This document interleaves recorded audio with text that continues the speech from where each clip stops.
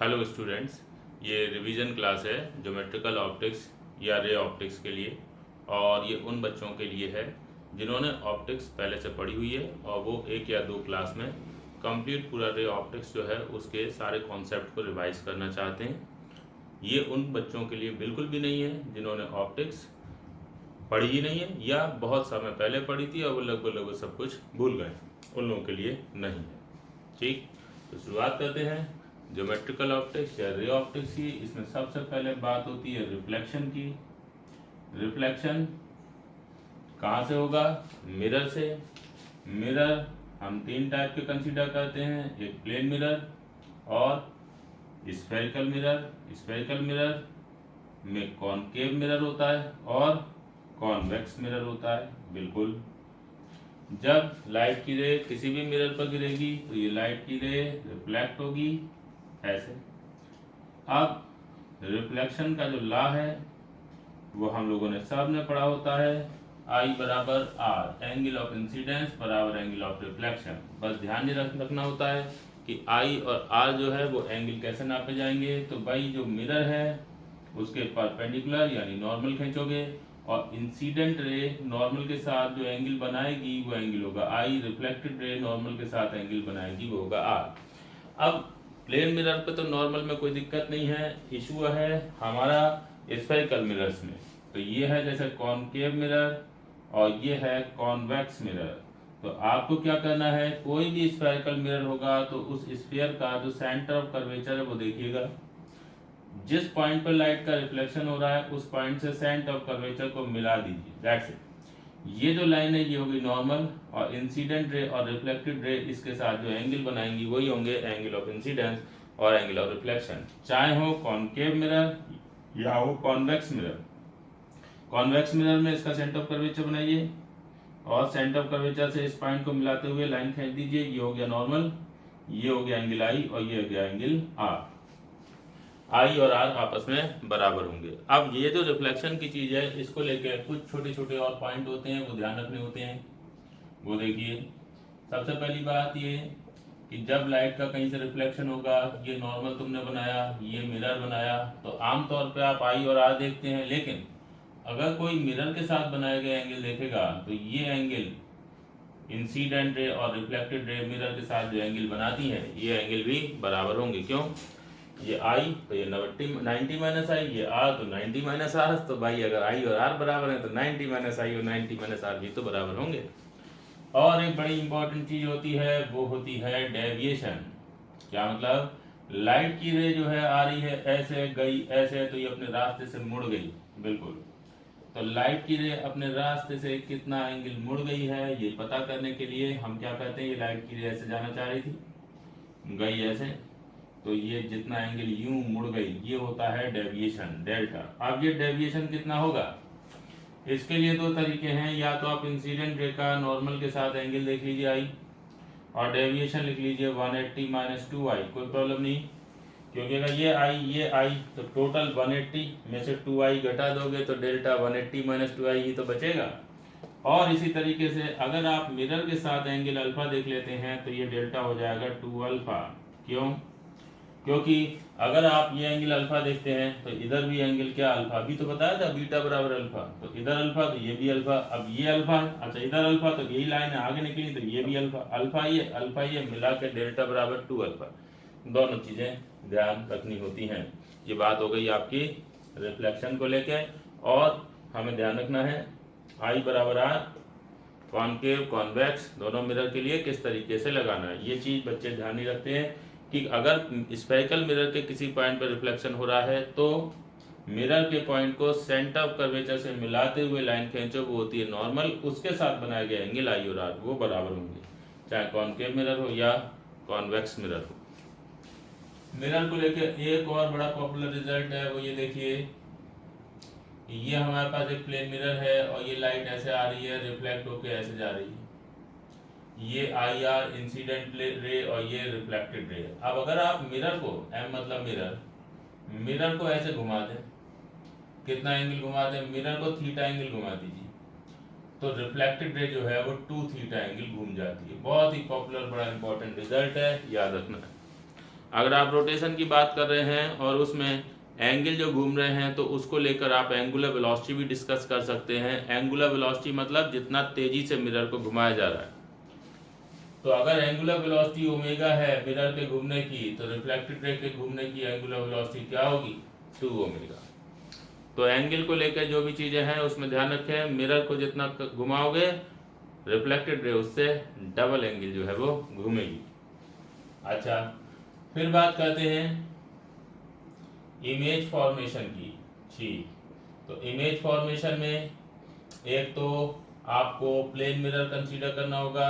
Yes, plane mirror के case में object यहाँ पर है और उसकी इमेज ये देखिए ऐसे बनेगी। ऑब्जेक्ट से लाइट चली, मिरर पर टकराई, रिफ्लेक्ट होके ऐसे गई, यहाँ टकराई, रिफ्लेक्ट होके ऐसे आई। यहाँ पे हम खड़े थे, हमको ये लाइट की रेज मिली तो हमें लगेगा कि ये लाइट की रेज मिरर के पीछे से आ रही है। जिस पॉइंट से रेज आ रही है वहां बनेगी इमेज।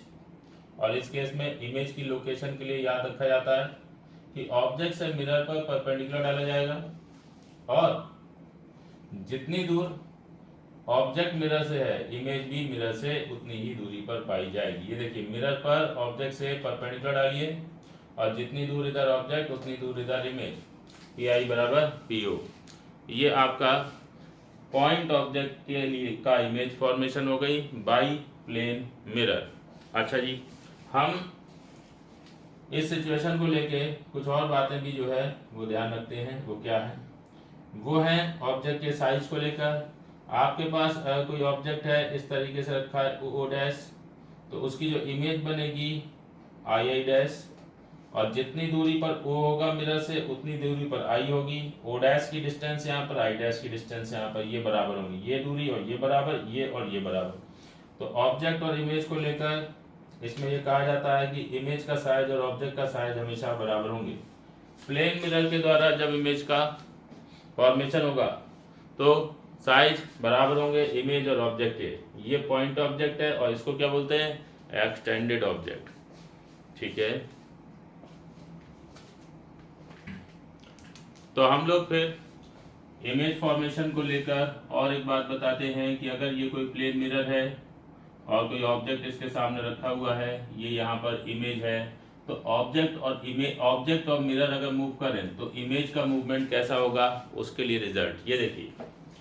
अगर आपका ऑब्जेक्ट मूव कर रहा है विद वेलोसिटी v, तो इमेज जो है वो भी वेलोसिटी v से मूव करेगी अपोजिट डायरेक्शन में। ठीक है, दूरी का मामला है, जो दूरी है वही दूरी है। ये बराबर दूरी मेंटेन करने के लिए ये जिस वेलोसिटी से इधर जाएगा ये उतने से उधर जाएगा। ठीक, दूसरी चीज, अगर ऑब्जेक्ट मिरर के परपेंडिकुलर चल रहा है तब क्या होगा? तो मिरर के परपेंडिकुलर अगर इधर जा रहा है तो इमेज भी इधर जाएगी। सेम देखो, इस केस में ये वेलोसिटी का मैग्नीट्यूड सेम है, डायरेक्शन अपोजिट है। इस केस में मैग्नीट्यूड भी सेम और डायरेक्शन भी सेम। अच्छा, फिर हमने कहा भाई मिरर को लेकर भी बात करी जाती है। ये देखिए, ये है मिरर, ये है ऑब्जेक्ट और ये है इमेज। अगर मिरर जो है वो u वेलोसिटी से चलेगा ऐसे, तो इमेज टू u वेलोसिटी से चलेगी ऐसे, सेम डायरेक्शन में। डिस्टेंस का चक्कर, ये डिस्टेंस को बराबर रखने के लिए ऐसा होगा। अगर मिरर आपका जो है वो अपने पैरेलल आप मूव कर रहा है ऐसे, तो इमेज कुछ नहीं करेगी, इमेज रुकी हुई रहेगी। इमेज को ऊपर नीचे जो है वो कोई मूवमेंट नहीं होगा इमेज का। मिरर ऐसे ऐसे खिसकाते रहो, इमेज को कोई फर्क नहीं पड़ेगा। तो ये बात ध्यान रखेंगे। इसमें कॉम्बिनेशन भी हो सकता है, आपका हो सकता है कि ऑब्जेक्ट मिरर दोनों लोग मूव कर रहे हो, दोनों एक साथ मूव कर रहे हो। ठीक है, तो इन एनी केस तो आप क्या करोगे, इन दोनों चीज़ों का, इन दोनों इफेक्ट का कंबाइन कर देते हो। ऑब्जेक्ट का मूवमेंट, इमेज का मूवमेंट, दोनों का कॉम्बिनेशन कर लिया जाता है। जैसे ये मान लीजिए ये है मिरर और ये रहा ऑब्जेक्ट, ये है इमेज। सही है, ऑब्जेक्ट इधर की तरफ जा रहा है u1 वेलोसिटी से और इधर जा रहा है u2 वेलोसिटी से। ठीक है, इसके पास वेलोसिटी होगी, इसके कंपोनेंट कर लिए। मिरर इधर जा रहा है v1 वेलोसिटी से और इधर की तरफ मिरर जा रहा है v2 वेलोसिटी। ठीक, मिरर भी ऐसे चल रहा था, उसकी वेलोसिटी के भी कंपोनेंट कर लिए। अब देखो इमेज का मूवमेंट क्या होगा। इमेज के मूवमेंट पे ध्यान दीजिए। इमेज का मूवमेंट ऑब्जेक्ट के इधर जाने के कारण इमेज इधर की तरफ जाएगी u1 से, मिरर के इधर जाने के कारण इमेज इधर जाएगी 2v1 से, और ऑब्जेक्ट के इधर जाने के कारण इमेज जाएगी ऐसे u2 से, और मिरर के मूवमेंट के कारण इमेज पे कोई असर नहीं पड़ेगा। तो ओवरऑल जो आपकी इमेज है उसकी वेलोसिटी क्या हो जाएगी, रूट में 2v1 माइनस u1 का स्क्वायर प्लस u2 का स्क्वायर। बात समझे नहीं समझे? अरे इसका और इसका रिजल्टेंट 2v1 माइनस u1 हो जाएगा और u2 ये, तो 2v1 माइनस u1 ऐसे और u2 ये, तो दोनों का रिजल्टेंट यही तो होगा। That's it. अच्छा, मिरर के द्वारा इमेज फॉर्मेशन को लेके एक और पॉइंट होता है, वो भी देखेंगे। हमारे पास कोई मिरर है, सामने कोई ऑब्जेक्ट, यस। अब ये ऑब्जेक्ट जो है वो इस तरीके से रखा है कि थोड़ा साइड में है, मिरर के सामने नहीं है ऑब्जेक्ट, थोड़ा साइड में है। अब इसकी इमेज कैसे बनाएंगे? तो हमें ये ध्यान रखना है कि अगर इस ऑब्जेक्ट की इमेज बनानी है तो पहले आप मिरर को एक्सटेंड कर लीजिए और फिर ऑब्जेक्ट से परपेंडिकुलर डालिए इस एक्सटेंशन पर, और जितनी दूर इधर होगा ऑब्जेक्ट उतनी दूर उधर होगी इमेज। ध्यान दीजिए, ऑब्जेक्ट मिरर के ठीक सामने मौजूद नहीं है, मिरर है यहां से यहां तक और ऑब्जेक्ट इधर मौजूद है, तो क्या करोगे, एक्सटेंड कर दो। ठीक है, कंप्लीट अगर यहां से यहां तक भी मिरर होता तो भी इमेज यही बनती है, और मिरर का कोई पार्ट है तो भी इमेज वही बनेगी। ठीक है, ये एक इंपॉर्टेंट बात होती है कि अगर कोई बड़ा मिरर, जैसे आप मान लो यहां से यहां तक मिरर ले लो तो इमेज यहाँ बनेगी। कल को मिरर को तोड़ दोगे, टुकड़ा करके एक टुकड़ा हटा दोगे, दूसरा टुकड़ा यहाँ रह जाएगा, तो इस टुकड़े के द्वारा बनाई गई इमेज उसी लोकेशन पर रहेगी। पूरा मिरर इतना रखो, इमेज यहाँ बनेगी, तोड़ दो सिर्फ इतना रह जाने दो तो भी इमेज वही बनेगी, इधर उधर नहीं हटेगी। अच्छा, फिर हम लोग ये मिरर के द्वारा इमेज फॉर्मेशन को लेके एक और इम्पोर्टेंट बात देखते हैं, वो ये कि मान लीजिए कभी आपने कोई, ये बहुत जरूरी चीज है, ठीक है, बच्चे अक्सर इसको भूल जाते हैं, ये बहुत इंपॉर्टेंट बात है, वो ये कि ऑब्जेक्ट मिरर के सामने रखा हुआ है, इसकी इमेज ये बन रही है, ठीक है। अब ऑब्जेक्ट से लाइट की रे लेके चले और ये रिफ्लेक्शन करा के ले गए भैया ऐसे करके, चलो ऑब्जेक्ट से लाइट चली इधर ऐसे गई, ऑब्जेक्ट से लाइट चली इधर ऐसे गई, ऑब्जेक्ट से लाइट गई यहाँ, यहाँ से ऐसे चली गई। अब देखिए, जिस रीजन में मिरर से रिफ्लेक्टेड लाइट पहुंच रही है, इस रीजन में अगर तुम यहां खड़े हो जाओगे तो तुमको ये इमेज दिखाई देगी। लेकिन अगर आप ऐसी जगह खड़े हो जाएं जहां पर मिरर से रिफ्लेक्टेड लाइट नहीं पहुंचे तो आपको इमेज नहीं दिखाई देगी। ये बहुत इंपॉर्टेंट बात है, ठीक है। ये देखिए, ये एक आदमी खड़ा हुआ है, आदमी की आंख E1, यहाँ एक दूसरा आदमी है, इसकी आंख E2, यहाँ कोई तीसरा आदमी है E3, यहाँ कोई चौथा है E4। अब ध्यान दो, जो हमारा ऑब्जेक्ट है उसकी इमेज देखने के लिए इस रीजन में आंख को रखना पड़ेगा। अगर इसके अंदर हो जैसे E1 E2 तो इमेज दिखाई देगी, और इसके बाहर हो जैसे E3 और E4 तो इमेज नहीं दिखाई देगी। बहुत जरूरी बात है, याद रखनी है, ठीक है। तो image scene by E1 and E2 और image not seen by E3 and E4, ठीक है। इमेज जो है देखने के लिए मिरर से रिफ्लेक्टेड लाइट का आदमी की आंख तक पहुंचना बहुत जरूरी है।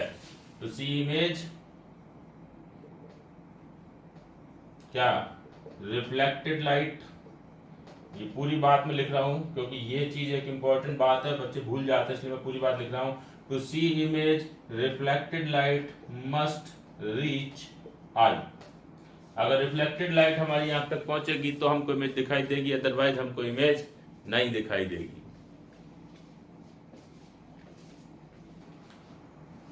तो अब हम बात कर रहे हैं image formation by spherical mirror. ये देखिए, हमारे पास कोई मिरर है, कॉनकेव मिरर हो सकता है या कॉन्वेक्स मिरर हो सकता है। हम उसके सामने कोई ऑब्जेक्ट रखते हैं, ठीक है।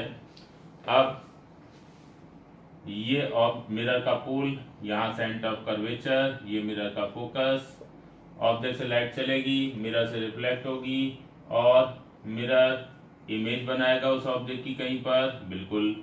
ये देखिए, इधर से लाइट आ रही है, रिफ्लेक्ट होकर ऐसे जा रही है और ये जो है वो इमेज बन रही है। अच्छा जी, बाकी आप फोकस, सेंटर ऑफ कर्वेचर वो सब दिखाते हैं। चलो अब क्या हुआ कि इस सिचुएशन में मिरर के द्वारा इमेज फॉर्मेशन के लिए आपके पास क्या फार्मूला है, बिल्कुल है 1/v प्लस 1/u बराबर 2/r। इसको आप 1/f भी लिख सकते हैं। इसमें u क्या है, ऑब्जेक्ट की मिरर से दूरी, अब ये सब लिख नहीं रहे हैं, ऐसे ही बोल दे रहे हैं क्योंकि सब पता होता है। v इमेज की मिरर से दूरी, r मिरर की radius of curvature. Radius of curvature क्या होती है, देखो जब तुम कोई स्फेरिकल मिरर बनाओगे तो उसका जो सेंटर ऑफ कर्वेचर होगा ये c, मिरर से c की दूरी वो r होती है। अच्छा, और f यानी फोकल लेंथ, ये क्या है, मिरर से फोकस की दूरी वो होती है f फोकल लेंथ। आपको r और f का ध्यान रखना है, मिरर से c की दूरी r, मिरर से f की दूरी स्मॉल f। ठीक, अब ध्यान दीजिए जब हम ये फॉर्मूले इस्तेमाल करते हैं तो हमें यहाँ पर u, v, r और f इनको विद साइन कंसीडर करना पड़ता है। पॉजिटिव नेगेटिव साइन का ध्यान रखना होता है। अब वो साइन को लेके मैं पूरी बात लिख देता हूँ क्योंकि वो एक इम्पोर्टेंट बात है, सवाल करते समय साइन की गलती होना बहुत कॉमन है, ठीक है, तो इसलिए वो बात मैं पूरी बता रहा हूँ। ये तो सबको याद होता है u कौन v कौन, लेकिन साइन का बात जो है वो लिखते हैं। क्या, दो चीजें साइन के लिए याद रखनी पड़ती हैं। पहली चीज, कोई भी डिस्टेंस आप नापोगे, ठीक है, मीजर करोगे, तो वो एक काम करना कि जब भी कोई चीज की दूरी मिरर से नापोगे तो उसमें मिरर का जो पोल है वहां से स्टार्ट करना। जैसे मैं ये तुमसे कहूं कि यार ऑब्जेक्ट मिरर से कितनी दूर है, तो ऑब्जेक्ट से p तक मत जाना, p से o तक आना। इमेज मिरर से कितना दूर है, तो p से i जाना, i से p मत जाना। r कितना है, तो r नापने के लिए p से c जाना, c से p मत आना।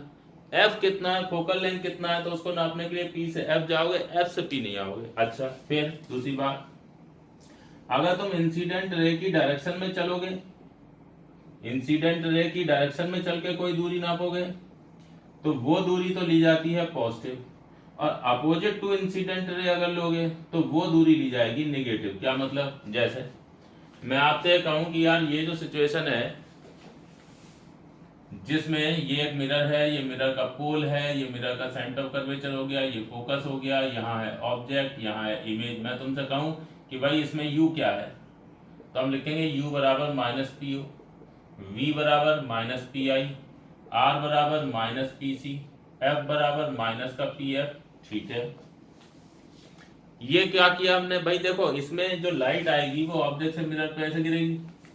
तुम अगर मिरर से दूरी नापोगे तो मिरर से ऑब्जेक्ट जाओ, मिरर से इमेज जाओ, मिरर से सी जाओ, मिरर से एफ जाओ, हर केस में आपको इंसिडेंट रे के उल्टा जाना पड़ेगा, तो इसलिए ये दूरी माइनस साइन के साथ लिखी जाएंगी। ओके, अब हमने कहा भी सिचुएशन बदल देते हैं, सिचुएशन ऐसे ले लेते हैं, ये कॉन्वेक्स मिरर ले लिया, इसका सेंटर ऑफ कर्वेचर इधर है, पोल ये रहा, फोकस ये रहा, ऑब्जेक्ट ये रहा, ऑब्जेक्ट से लाइट चलेगी, मिरर पे गिरेगी, इमेज बन गई, यहाँ कहीं इमेज बन गई। अब इसमें आप अगर u लिखना चाहो तो माइनस का पी यू, v लिखना चाहो प्लस का पी आई, r लिखना चाहो प्लस का पी सी, f लिखना चाहो प्लस का पी एफ। ध्यान दो, इंसिडेंट रे की डायरेक्शन में चल के जो भी दूरी नापोगे, चाहे p से i जाओ, p से f जाओ, p से c जाओ, वो दूरी आप प्लस साइन साथ, और इंसिडेंट रे के उल्टा चल के जो दूरी नापोगे ऑब्जेक्ट की दूरी, वो क्या हो जाएगी, माइनस साइन के साथ। तो ये इंपॉर्टेंट बात आपको ध्यान रखनी है। अच्छा, बाकी हम लोग ये f बराबर r/2 वो वहां से दिख रहा है बट उसको अलग से ध्यान रखते हैं, यानी कि pf बराबर pc/2। जो फोकस होता है वो पोल और सेंटर ऑफ कर्वेचर के बिल्कुल बीचों बीच में लाई करता है। फोकस p और c के बिल्कुल बीचों बीच में लाई करेगा, ये फोकस p और c के बिल्कुल बीचों बीच में लाई करेगा। और हम लोग इसको लेके बात ये भी याद रखते हैं कि जो हमारा मिरर है वो आपका कॉनकेव मिरर है, तो उसका सेंटर ऑफ कर्वेचर इधर ही होगा, फोकस इधर ही होगा। तो कॉनकेव मिरर के लिए जो r है और जो f है वो दोनों नेगेटिव होंगे हमेशा, क्योंकि मिरर पर लाइट इधर से तो गिरेगी, और अगर तुमको जो है मिरर का सेंटर ऑफ कर्वेचर की दूरी यानी p से c तक की दूरी यानी r नापना है तो इंसिडेंट रे के उल्टा चलोगे, फोकल लेंथ नापनी है तो भी इंसिडेंट रे के उल्टा चलोगे। यही आप अगर कॉन्वेक्स मिरर की बात करें ये देखिए ये कॉन्वेक्स मिरर है, इसका सेंटर ऑफ कर्वेचर इधर बनेगा, फोकस भी इधर बनेगा। तो इसके लिए जो लाइट है वो इधर से गिरेगी, तो लाइट की डायरेक्शन में चल के पी से सी तक जाओगे, पी से एफ तक जाओगे, तो इसके लिए आर क्या होगा पॉजिटिव और एफ भी क्या होगा पॉजिटिव। ठीक, तो कॉनकेव मिरर के लिए और कॉन्वेक्स मिरर के लिए आर और एफ के साइन ध्यान रखने हैं। अच्छा, फिर हम यहाँ पर इमेज की बात करते हैं। दो प्रकार की इमेज जो है वो डिस्कस होती है, एक रियल इमेज और दूसरी वर्चुअल इमेज। ये देखिए ये कहीं पर मिरर रखा है, इधर से लाइट आई ऑब्जेक्ट से और ऑब्जेक्ट से लाइट चली, मिरर पर टकराई और मिरर से रिफ्लेक्ट होके ऐसे गई। ये देखो रिफ्लेक्टेड रेज एक्चुअल में इंटरसेक्ट कर रही है मिरर के सामने, तो इस प्रकार की इमेज हमारी रियल इमेज कहलाती है। और रियल इमेज के केस में जो v है यानी इमेज की मिरर से दूरी है वो निगेटिव हो जाती है। अगर मिरर के सामने ही इमेज बनाओगे तो मिरर से इमेज तक आने के लिए इंसिडेंट रे के उल्टा चलना पड़ेगा, तो v यानी मिरर से इमेज की दूरी वो क्या होगी नेगेटिव। ऐसे ही वर्चुअल इमेज की बात करेंगे जो इधर होती है, देखते हैं। बात हो रही है वर्चुअल इमेज की। ये देखिए वर्चुअल इमेज क्या मतलब, ये देखिए ये आपके पास एक मिरर है और मिरर के सामने एक ऑब्जेक्ट रखा हुआ है, ऑब्जेक्ट से लाइट चली, मिरर पर टकराई और रिफ्लेक्ट होकर ऐसे गई। यहाँ पे हम खड़े हुए थे तो हमको ये लाइट की रेस मिरर के पीछे से आते हुए दिखाई दी, तो ये बन गई इमेज। अब इस केस में अगर आप v की बात करेंगे तो ये इमेज क्या कहलाएगी वर्चुअल इमेज। मिरर के सामने रियल इमेज, मिरर के पीछे वर्चुअल इमेज। वर्चुअल इमेज में v जो है वो होगा पॉजिटिव, ध्यान रखिएगा। रियल इमेज में v निगेटिव, वर्चुअल इमेज में v पॉजिटिव, क्योंकि मिरर के पीछे कोई चीज है उसकी दूरी नापने के लिए इंसिडेंट रे की डायरेक्शन में चल के ही तो आगे जाओगे। इंसिडेंट रे ऐसे आ रही है, उसी डायरेक्शन में चल के यहाँ तक गए तो v क्या हो गया पॉजिटिव। अच्छा, अब एक चीज बताते हैं यहाँ पर रियल ऑब्जेक्ट और वर्चुअल ऑब्जेक्ट। अच्छा जी, वो रियल इमेज वर्चुअल इमेज तो बच्चे याद रखते हैं, ऑब्जेक्ट वाली बात जो है वो भूल जाते हैं, तो इस पर थोड़ा सा ध्यान दे लीजिए ठीक से। आपके पास एक मिरर है और मिरर पर लाइट गिर रही है। मिरर पे जो लाइट गिर रही है वो इस तरीके से आ रही है, ये देखो ऐसे लिखूंगा मैं, diverging incident light on mirror. Mirror पे जो लाइट गिर रही है वो डाइवर्जिंग लाइट गिर रही है, तो ये लाइट पीछे बढ़ाओगे तो जिस पॉइंट से आते आएगी या हमें आते हुए महसूस होगी वो पॉइंट हो गया रियल ऑब्जेक्ट, समझे। और इस केस में जो u है वो क्या होगा नेगेटिव, क्योंकि इंसिडेंट रे के उल्टा चल के मिरर से ऑब्जेक्ट जाओ। अब आते हैं वर्चुअल ऑब्जेक्ट पर। वर्चुअल ऑब्जेक्ट ये क्या है भाई, आपके पास कोई मिरर था और मिरर जो है उस पर लाइट गिर रही है, कन्वर्जिंग लाइट। ये देखो ये है कन्वर्जिंग इंसिडेंट लाइट। ओके, तो अगर आप मिरर पर जो लाइट गिरा रहे हैं वो कन्वर्जिंग लाइट है, तो ऐसे केस में आप क्या करिएगा कि ऑब्जेक्ट कहाँ है ये जानने के लिए इस लाइट की रेस को आगे बढ़ाइएगा, कि अगर मिरर नहीं होता तो ये लाइट की रेस कहाँ जाके मिलती, इस जगह। तो बस यही है ऑब्जेक्ट और ये वर्चुअल ऑब्जेक्ट कहलाता है। आमतौर पे यही केस होता है, बट ये केस भी हो सकता है, कन्वर्जिंग रेज भी आ सकती है। कन्वर्जिंग रेज आएंगी तो यहाँ पे क्या होगा, ये मिरर की एब्सेंस में जिस जगह पे जाके मिलती वो कहलाता है वर्चुअल ऑब्जेक्ट इस मिरर के लिए, समझे। और वर्चुअल ऑब्जेक्ट की अगर बात करोगे तो उसका यू क्या होगा पॉजिटिव। देखो इंसिडेंट रे की डायरेक्शन में चल के दूरी नापोगे पीओ तो ये क्या मिलेगी प्लस पॉजिटिव। तो ध्यान रखना है, आमतौर पर हम सभी ने ऐसे याद कर लिया होता है कि ऑब्जेक्ट तो मिरर के सामने ही होता है तो यू क्या होगा उसके लिए नेगेटिव, बट मिरर के पीछे भी ऑब्जेक्ट हो सकता है। हालांकि ये ऐसा नहीं है कि तुम कोई एक्चुअल में कोई चीज ले जाके वहां रख दो तो वो ऑब्जेक्ट बन जाएगी, नहीं वो नहीं है। ये लाइट इधर से गिर रही है, बस वो कन्वर्जिंग है, ठीक है। अब ऐसा कैसे होगा, ये किस सिचुएशन में होगा वो देखते हैं, अभी समझते हैं बात को। पहले आपको एक छोटी सी बात और बताएंगे। ये तो आपको बता दिया रियल ऑब्जेक्ट, वर्चुअल ऑब्जेक्ट, ये सारी चीजें बता दी। मिरर का बता दिया, कन्वर्जिंग मिरर, डाइवर्जिंग मिरर, ठीक है, सॉरी जो कॉनकेव मिरर है, कॉन्वेक्स मिरर है वो बता दिया। अच्छा, फोकस को लेके याद होता है, चलो फोकस की और बात कर लो कि भाई ऐसा है कोई, अगर ये आपके पास कॉनकेव मिरर है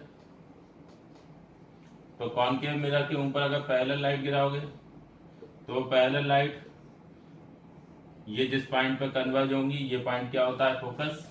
ऐसे ही अगर आप कॉन्वेक्स मिरर लोगे और उस पर जो है वो पैरेलल लाइट गिराओगे, बिल्कुल ये देखिए ये कॉन्वेक्स मिरर है, ये तो सबको खूब याद होता है। तो पैरेलल लाइट अगर आएगी तो वो रिफ्लेक्ट होकर जब जाएगी ऐसे, तो उस रेस को पीछे बढ़ाओ, तो ये जिस पॉइंट से ओरिजिनेट होते हुए महसूस होंगी वो पॉइंट क्या होता है, फोकस। ठीक है, और फोकस पी और सी के बिल्कुल बीचों बीच में लाई करता है, ये भी बड़ी पॉपुलर बात है। पी एफ बराबर पी सी बाई 2।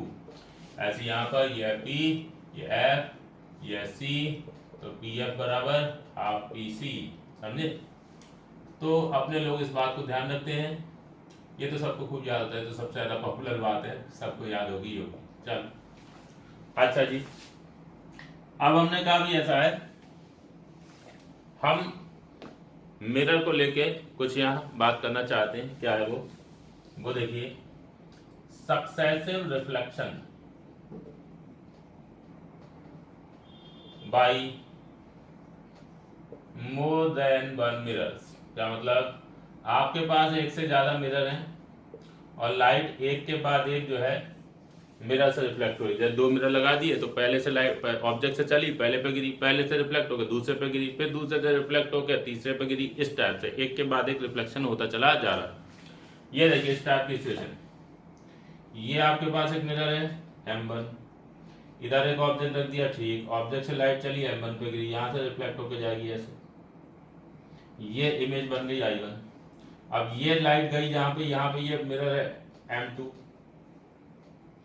अब अगर हम M2 से अब कहें कि भाई तुम पे लाइट गिर रही है, सक्सेसिव रिफ्लेक्शन हो रहा है, बिल्कुल हो रहा है। अरे यही ऑब्जेक्ट से लाइट गिरी, पहले मिरर पे गई दूसरे मिरर पे, तो सक्सेसिव रिफ्लेक्शन ही तो है, डायरेक्ट उसे यहाँ नहीं गिरा रहे, पहले M1 पे फिर M1 से रिफ्लेक्ट होकर M2 पे। तो यहाँ पर अगर हम M2 से ये पूछें कि M2 ये बताओ कि ऑब्जेक्ट कहाँ है, तो ध्यान रखनी है ये बात कि M2 के लिए जो ऑब्जेक्ट है वो टेक्निकली I1 है। कौन है? I1, क्योंकि M2 को जो लाइट मिल रही है वो पीछे देखिए कहां से आ रही है, I1 से। तो टेक्निकली M2 के लिए ऑब्जेक्ट कौन है? I1। M1 के लिए ऑब्जेक्ट ये है, M1 ने O की इमेज I1 पे बना दी, फिर M1 से रिफ्लेक्ट होकर जब लाइट यहाँ गिरेगी तो M2 के लिए ऑब्जेक्ट ये है, तो M2 जो इमेज बनाएगा वो O की इमेज नहीं बनाएगा, M2 किसकी इमेज बनाएगा? I1 की इमेज बनाएगा। ये एक इंपॉर्टेंट बात है। सक्सेसिव रिफ्लेक्शन में जब लाइट एक मिरर से रिफ्लेक्ट होकर दूसरे मिरर पर गिरती है तो पहले मिरर के द्वारा बनाई गई इमेज अगले मिरर के लिए ऑब्जेक्ट का काम करती है। मैं अभी लिखता भी हूं क्योंकि बहुत इंपॉर्टेंट चीज है, तो इसलिए मैं इसको जरा लिखूंगा भी।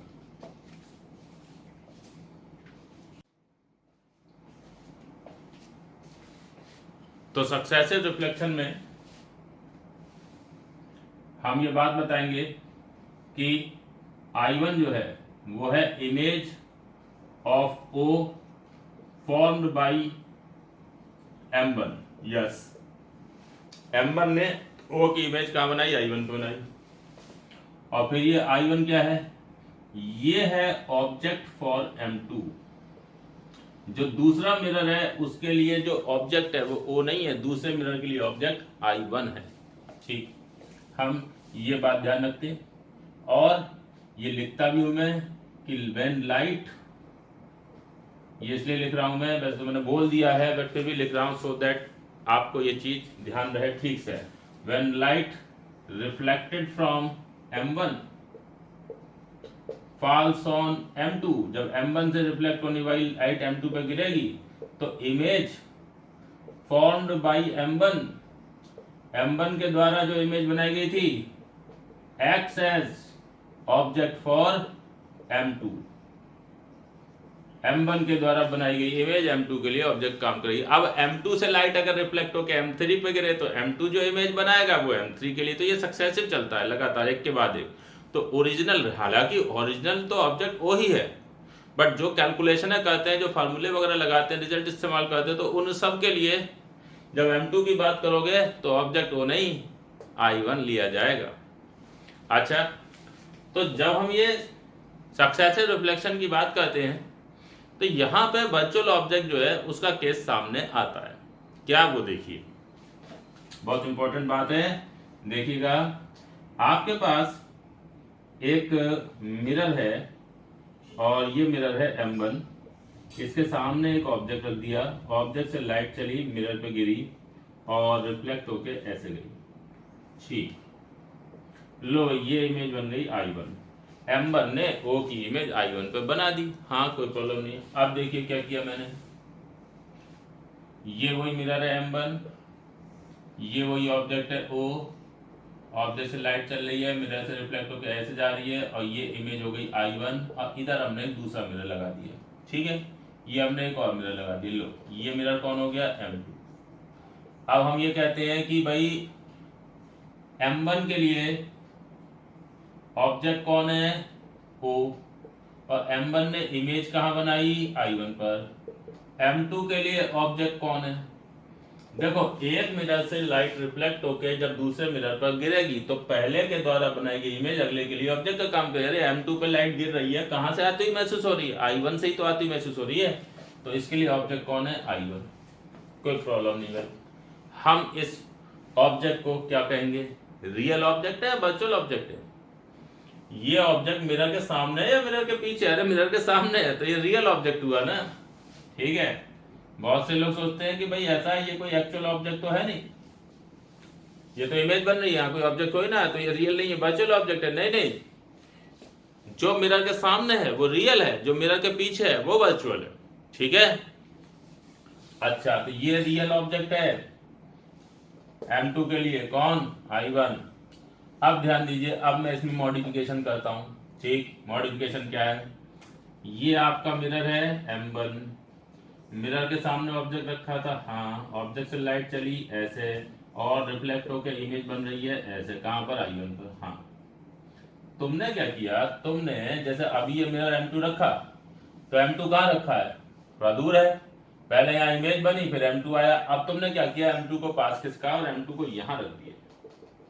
देखो यही इंपॉर्टेंट बात है कि अब M2 को तुमने यहां रख दिया, I1 तक लाइट पहुंच पाए उससे पहले ही मिरर M2 पिक्चर में आ गया है। अब ध्यान दीजिए, इस केस में मिरर पर गिरने वाली लाइट कैसी है, डाइवर्जिंग लाइट। इधर मत देखो क्या है, इसको देखो, मिरर पर कैसी लाइट गिर रही है, डाइवर्जिंग, और इस केस में मिरर पर कैसी लाइट गिर रही है, कन्वर्जिंग। समझे, ये diverging light is incident on M2, यहां पर converging light is incident on M2। अच्छा, अब हम कहेंगे कि इस लाइट को आगे बढ़ाने पर ये लाइट जहां मिलेगी वही है ऑब्जेक्ट। मिरर के एब्सेंस में ये लाइट यहां जाके मिलती तो ये है ऑब्जेक्ट, किसके लिए, M2 के लिए। कौन सा object, virtual object. Virtual object इस सिचुएशन को कहते हैं कि जब किसी एक मिरर से लाइट रिफ्लेक्ट होके जाए और दूसरे मिरर पर गिरे, पहला मिरर जहां इमेज बनाना चाहता था, ठीक है, उससे पहले ही ये वाला जो है वो मिरर दूसरा वाला पिक्चर बीच में रास्ते में आ गया। तो अब जब हम कहते हैं इस मिरर M2 से पूछते हैं, M2 देखो, हम M2 से सवाल पूछ रहे हैं, M2 तुम्हारा ऑब्जेक्ट कौन है। M2 कहेगा, भाई साहब मेरे को बताया गया था कि जब लाइट एक मिरर से रिफ्लेक्ट होकर दूसरे पे गिरती है तो पहले के द्वारा बनाई गई इमेज अगले के लिए ऑब्जेक्ट का काम करती है। तो M2 कहेगा कि M1 ने जहां बनाई होगी इमेज वही है मेरा ऑब्जेक्ट। M1 ने इमेज कहां बनाई, यहां पर, तो वही है ऑब्जेक्ट इसका, M2 का। तो इस ये जो चीज है, ये जो यहाँ जो फॉर्मेशन होता वो होता ऑब्जेक्ट, किसके लिए, M2 के लिए। क्योंकि ये ऑब्जेक्ट मिरर के सामने नहीं है, मिरर के पीछे है, इसलिए ये वर्चुअल ऑब्जेक्ट कहलाता है, ठीक है। तो यहां पर जो आपका केस है इसमें, ठीक है, I1 इज वर्चुअल ऑब्जेक्ट, किसके लिए, फॉर M2। पूरी बात मैंने बता दी है और मैं कह रहा हूं आपको, फिर से बोल रहा हूं कि भाई ये इंपॉर्टेंट बात है, बच्चे भूल जाते हैं, आपको ध्यान रखनी है, ठीक है। कि ये अगर I1 है तो ये I1 M2 के लिए ऑब्जेक्ट है, ये I1 M2 के लिए ऑब्जेक्ट है, ये रियल ऑब्जेक्ट कहलाएगा और ये वर्चुअल ऑब्जेक्ट कहलाएगा। जो मिरर के सामने वो रियल, जो मिरर के पीछे वो वर्चुअल। अच्छा, तो ऐसा करके बात ध्यान रखनी है। अब हम लोग मिरर्स को लेके कुछ और बात करते हैं, वो है स्फेरिकल मिरर्स को लेकर मैग्निफिकेशन की, ठीक है। तो मैग्निफिकेशन पे ध्यान दीजिए, बहुत ही सिंपल सी चीज है कि एक आपके पास एक्सटेंडेड ऑब्जेक्ट है, एक्सटेंडेड मतलब जिसके पास कुछ साइज है, और ये प्लेस किया गया है, प्लेस्ड परपेंडिकुलर टू PC जो मिरर का एक्सिस है उसके परपेंडिकुलर इसको रख दिया है, तो जो इमेज है वो भी एक्सटेंडेड बनेगी। इमेज के पास भी कुछ साइज होगा, तो साइज ऑफ इमेज और साइज ऑफ ऑब्जेक्ट इनको लेके हम लोग कुछ बात करते हैं, उनका रेशियो निकालते हैं, और जितने टाइम्स इमेज ऑब्जेक्ट का बनती है उसको मैग्निफिकेशन बोल देते हैं। सीधी बनी तो मैग्निफिकेशन पॉजिटिव, उल्टी तो नेगेटिव। खूब पढ़ा होता है आप लोगों ने, तो बस कोई चीज है। ये देखिए, ये आपके पास कोई मिरर है, ठीक, ये पोल, ये सेंटर ऑफ कर्वेचर, ये यहाँ रखा हुआ है ऑब्जेक्ट ओ डैश, और एक्सटेंडेड ऑब्जेक्ट है दिख रहा है, इसकी इमेज ये बन गई आई डैश। अब आपको ये बताना है कि जो साइज ऑफ इमेज है और साइज ऑफ ऑब्जेक्ट है, इनका रेशियो इमेज की मिरर से दूरी और ऑब्जेक्ट की मिरर से दूरी के रेशियो के बराबर होता है। बस ये ध्यान रखना, ये सबसे इंपॉर्टेंट है, ठीक है। साइज ऑफ इमेज और साइज ऑफ ऑब्जेक्ट का ratio, distance of image from mirror और distance of object from mirror, जिसकी दूरी ज्यादा उसका साइज बड़ा। जैसे देखो यहाँ पे दिखाया डायग्राम में, ये इमेज की दूरी ऑब्जेक्ट से ज्यादा है कि नहीं, देखो ये दूरी है कम, ऑब्जेक्ट की दूरी मिरर से कम है, और इमेज की दूरी ज्यादा है, तो यहाँ पे इमेज का साइज ऑब्जेक्ट से बड़ा होगा। अगर ये दूरी डबल है तो साइज भी डबल बनेगा। अगर ऑब्जेक्ट मिरर से 20 सेंटीमीटर पर है और इमेज मिरर से 30 सेंटीमीटर पर है या 40 सेंटीमीटर पर, तो दूरी 20 की 40 हो गई, दूरी डबल तो साइज भी डबल। ये 1 मिलीमीटर तो ये 2 मिलीमीटर, ये 5 मिलीमीटर तो ये 10 मिलीमीटर, ठीक। ये सबसे इंपॉर्टेंट बात है। प्रॉपर इसके लिए मैग्निफिकेशन नाम की चीज भी डिफाइन करी जाती है, वो देखिए, मैग्निफिकेशन M HI/HO, ये होता है माइनस का V/U। HI इमेज की हाइट, HO ऑब्जेक्ट की हाइट। तो ये जब फॉर्मूला याद कर इस्तेमाल करते हो तो इसमें U, V, HO, HI सब साइन के साथ लेते हो। साइन का U और V का साइन तो तुमको पता ही है कैसे लेना है। अब HI और HO के साइन पे आ जाओ। HI और HO का साइन का क्या मुद्दा है? HI और HO का जो साइन है वो PC के ऊपर और नीचे के हिसाब से देखा जाएगा। जो चीज PC के ऊपर है वो पॉजिटिव हाइट, जो PC के नीचे है वो नेगेटिव हाइट, ठीक है। तो अबव PC तो HO और HI, अबव PC पॉजिटिव और बिलो PC नेगेटिव। जैसे ये केस है, इसमें HI क्या होगा, माइनस आई डैश, और HO क्या होगा भाई, प्लस ओ डैश, समझे। तो एक्सटेंडेड ऑब्जेक्ट को लेके ये सिंपल, हालांकि सबसे इंपॉर्टेंट ये है, इससे भी ज्यादा जरूरी ये है, ठीक है। कोई सवाल करते समय आप मोस्टली इसी का इस्तेमाल करते हो, ठीक है, लेकिन ये भी आपको याद होना चाहिए।